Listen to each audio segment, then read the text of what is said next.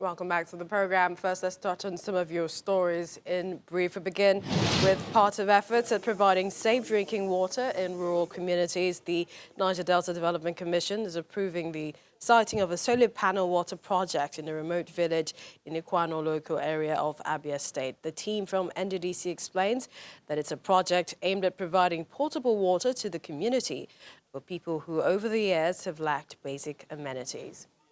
Elsewhere, ahead of the Christmas celebration, less than a few weeks away, the Imo State government has approved the reconstruction and rehabilitation of additional 6 critical roads within Owerri, the capital, to ease traffic movement within the state. The Senior Special Assistant to the Governor on Information and Advocacy disclosed this while addressing Government House correspondents in Owerri, where she says that the Ihedioha-led administration in the Imo State is committed to making the state's habitable, hospitable, and enjoyable for the youth-tide.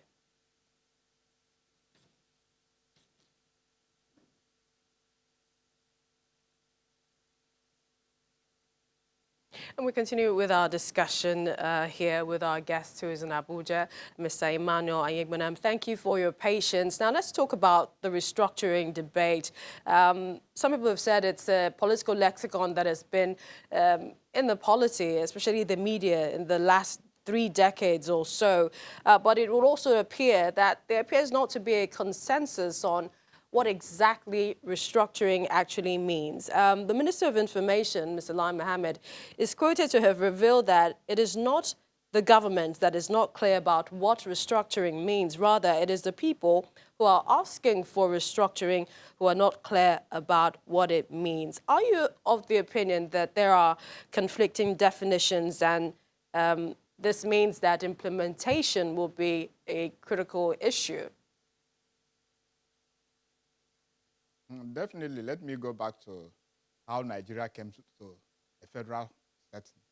In 1951, when the committee that drafted the 1951 constitution came up, they realized one fact, which most people overlook. The 3 precedents for federalism then were the United States, Canada, and Australia. They said that the precedent they have is that these states were independent states who now came collectively, like the 13 colonies in the United States, came up to form the United States.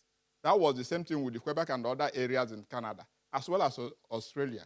But that they are moving into a very serious or dicey project in Nigeria, that already Nigeria has been amalgamated since 1914. So in 1951, going back, that there's a threatening journey without precedent. They warned on this. Definitely when we move through federalism by 1954, until the 1963 Constitution, when we had 4 regions, this issue has come on board. But with the military intervention in 1966, we went back and depleted the country up to 36 states. So the issue at the moment, like I said, we started with devolution, which had no precedent. Great Britain will be a good example for us. We have seen the last election that you will no longer talk about Great Britain because Scotland will go, just like Northern Ireland. So devolution, which the Labour Party then enabled Scotland to operate, and Northern Ireland as well, will now collapse. So in coming to Nigerian terms, we have heard about restructuring, power must change, and the rest of them. We have not given room to a diligent appraisal of the situation and how you want this to go, if ever it is possible.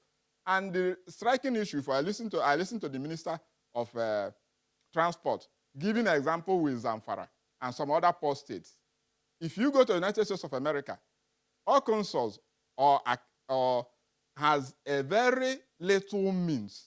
Therefore, the governor of Arkansas hardly earns more than $80,000 in a year. But the mayor of New York earns more than any other governor under the United States.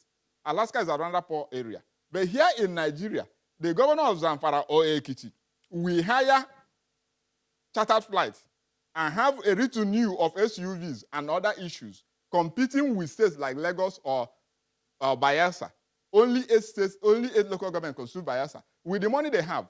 And we have not seen a way out of it. So the issue is this.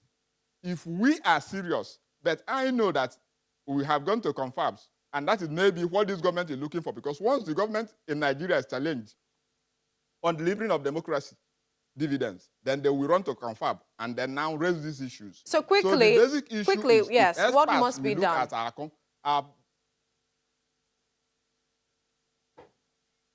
What you want to do is to have a diligent appraiser. And the problem we have, like I said, is good governance, not basically restructuring, because 774 local governments and 36 states have failed, including the federal government. So the issue is the states have very poor capacity. We've seen them. In the House of Assemblies are so poor that they cannot even control or oversight the governor. We watched when Ayofayo Osho went to the House of Assembly with his own gavel, with military kaftan, and approved the budget for himself. These are what we have in the states. So the basic issue at the moment is good governance. And then to have what? A diligent appraisal of the situations where we are now. How many items left 1963 Constitution to exclusive list now? If you bring them back, can the states as they are now, with the capacity they have, can they actually meaningfully augment these areas? Because like I said, we'll leave it there. 50% of active Nigerians are in Lagos and in Abuja.